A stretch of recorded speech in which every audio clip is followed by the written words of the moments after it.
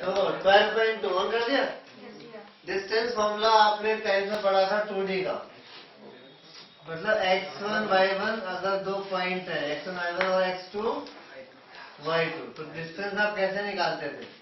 Root of x2 minus x1 का whole square plus y2 minus y1 का whole square, ये आता था।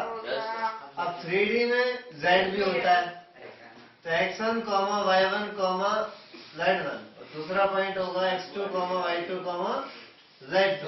तो 3D का डिस्टेंस होगा root of x2 minus x1 square plus y2 minus y1 square plus z2 minus z1। Same है, बस एक कोऑर्डिनेट और ऐड हो गया। तो पहला क्वेश्चन है इन डिस्टेंस निकालो, कर लो पक्का ना? दोनों पॉइंट है, पहले पॉइंट की जो वैल्यूज है उनको बोलेंगे x1 y1 z1, दूसरे पॉइंट की जो वैल्यूज है उसको x2 y2 z2, तो डिस्टेंस निकालना है। दूसरा, show that the point, 3 point दे रखे हैं, कह रहा कोलिनियर प्रूव करो, बताओ कैसे करेंगे? हाफ से कैसे हो जाएगा? नहीं वो फॉर्मूला मैं बताया, सुनो तो पता होता है नहीं। सेकंड 3 पॉइंट दे रखे हैं, पहला पॉइंट क्या बोलो? ए क्या है? -2 -2 5। बी क्या है? 1 2 3 1 2 3। सी क्या है? 7 -1। हाँ, जरूरी थोड़ी है मिड पॉइंट हो, तुम हाफ कह रही थी ना। नहीं वो फॉर्मूला होता है ना कोऑर्डिनेट वाला, ट्रायंगल का। वो तो ट्रायंगल का होता था, यहाँ पे 3 पॉइंट का थोड़ी ना होता वो फॉर्मूला। आपने जो एरिया ऑफ ट्रायंगल पढ़ा था वो 2D में पढ़ा था, एक्स वाई होता है, उसमें z नहीं होता, इसका है भी नहीं। हाँ, तो इसमें तो कोलिनियर कैसे प्रूव होगा? हम AB का डिस्टेंस निकालेंगे और BC का निकालेंगे। अगर AB लाइन पे नहीं हुआ, अलग हुआ, तो AB प्लस BC AC से बड़ा आएगा। अगर B थोड़ा सा भी ऊपर हुआ तो ये ट्रायंगल फॉर्म हो जाएगा, और ट्रायंगल अगर फॉर्म होगा तो AB प्लस BC यानी sum of two sides of triangle is always greater than the third side. ये थ्योरी ज्योमेट्री में थ्योरम है, sum of two sides of triangle is always greater than third side. अगर B इस line के ऊपर नहीं है, कोलिनियर नहीं है, दैट मीन्स ABC से फिर लाइन स्ट्रेट लाइन नहीं बन रही है, ट्रायंगल बन रहा है, तब AB प्लस BC AC से बड़ा आएगा।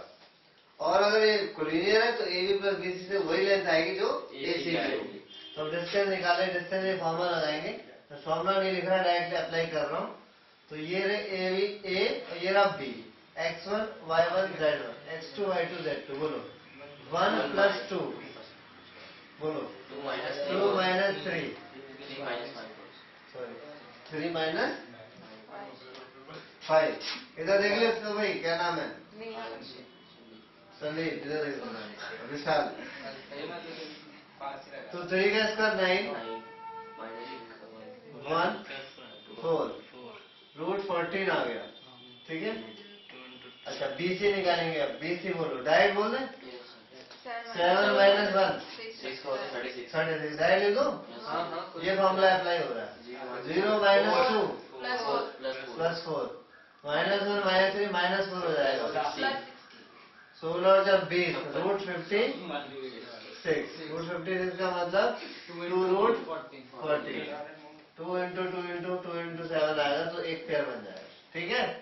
अब AC निकालेंगे, AC बोलो 81 प्लस 9 प्लस 36, ठीक है।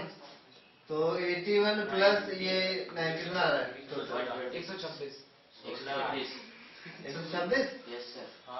126, इसका पेयर बनाओ, 4 दिया 12,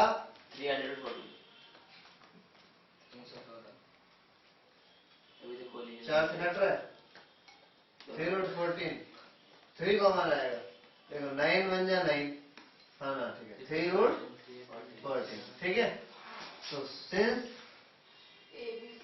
AB plus BC is equal to AC, therefore A, B and C are collinear. समझ में आया? अगर इन दोनों का sum of two side is greater होता तीसरे वाले साइड से तो कोलिनियर नहीं हो सकता था, फिर वो ट्राइंगल फॉर्म कर रहा होता। ओके, अगला थर्ड में देखो ये प्रूव कर रहे हैं, समझ लो पहले 3 पॉइंट दे रखे हैं, पता लगाना है कि आइसोसेलेस ट्राइंगल के वर्टिसेस हैं कि नहीं, वेरीफाई करो। सुनो, आइसोसेलेस के अगर है प्रूव करना है तो आपने दो का ए बी सी दिया है मान लो, तो यहाँ पे एक लॉजिक होता है, मैं बता देता हूँ थोड़ा सा। 3 पॉइंट दे रखे हैं, तीनों में 3 वैल्यूज है, 3D चल रहा है ना, ए बी निकाला और बी सी निकाला, दोनों सेम आ गए तो प्रूव हो गया। आइसोलेस शो करना है तो आइसोलेस हो गया। ए बी निकाला बी सी निकाला, अलग अलग आए तो ए सी भी निकालना पड़ेगा, पता ना। तीसरी साइड अगर उन दोनों में से किसी के भी बराबर आती है तो आइसोलेस हो गया। ये तो है आइसोलेस की बात। अच्छा, इक्विलेटरल करना है, ए बी और बी सी निकाला, बराबर नहीं है, आगे करने की जरूरत ही नहीं, क्योंकि इक्विलेटर तो तभी हो सकता था जब तीनों इक्वल होती। जब शुरू की दो ही इक्वल नहीं आई तो आगे करने का फायदा क्या है, वो किसी के भी बराबर आ जाए, इक्विलेटर तो हो नहीं सकता ना। तो इक्विलेटर में क्या है, 2 करा अगर अलग अलग आ गई तो तीसरी करने की जरूरत नहीं है, प्रूव हो गया कि इक्विलेटर हो ही नहीं सकता। आइसोलेस है, 2 करे अलग अलग आए तो अभी पता नहीं है, अभी श्योर नहीं है, अभी तीसरी साइड भी निकालनी पड़ेगी। समझ में आ गया, क्लियर। और आइसोलेस में पहले ही दोनों इक्वल आ गए तब तीसरी करने की जरूरत नहीं है। पर इक्विलेटर में दोनों इक्वल आ गए तो अभी प्रूव नहीं होगा। तीसरी भी सेम हो गई तो वो इक्विलेटरल हो जाएगा। पर आइसोलेस तो हो ही गया ना, उसने आइसोलेस प्रूव करने के लिए बोला है। Every equilateral triangle is isosceles triangle, ठीक है ना। आइसोलेस का मतलब 2 साइड इक्वल है, इक्विलेटर में तीनों इक्वल है, 2 तो इक्वल है ही, तीसरी हो जाए ना। इक्विलेटर प्रूव करना है, 2 इक्वल आ गए साइड तो तीसरी में निकालनी पड़ेगी, ठीक है। तो जैसे ये थर्ड में 3 पॉइंट है तो आइसोलेस प्रूव करना है, 2 साइड बराबर आते ही काम छोड़ दो, और 2 नहीं है फिर तीसरी निकालनी पड़ेगी। तीसरी इनमें से किसी एक के बराबर आ गई तो ठीक है, नहीं तो आइसोलेस नहीं है। करके बताओ। थर्ड का सेकंड पार्ट में क्या प्रूव करना है, राइट एंगल। इसमें पता है क्या करना पड़ेगा, पहले तीनों साइड निकाल देंगे, ए बी बी सी ए सी, सबसे बड़ी साइड का स्क्वायर अगर बाकी दोनों के स्क्वायर के सम के बराबर आया, जैसे बी सी आया, बी सी सबसे बड़ी है तो बी सी का स्क्वायर बराबर आया A B square plus A C square, तो it is right angle by the converse of Pythagoras. तीसरे में प्रूव करना है पैरेललोग्राम के वर्टिसेस, 4 पॉइंट है, पैरेललोग्राम में अपोजिट साइड इक्वल होनी चाहिए, तो ए बी बी सी की इक्वल नहीं दिखानी, ए बी और सी डी के इक्वल दिखानी है, A B B C C D, A B C D के इक्वल दिखानी है और बी सी ए डी के इक्वल, ठीक है। कर लोगे, 4 डिस्टेंस निकालने पड़ेंगे यहाँ पे, ठीक है। अब चौथा, find equation of the set of point. चलो ये पहले थोड़ा सा ब्रेक ले लेते हैं, चौथा 5वां करा देते हैं।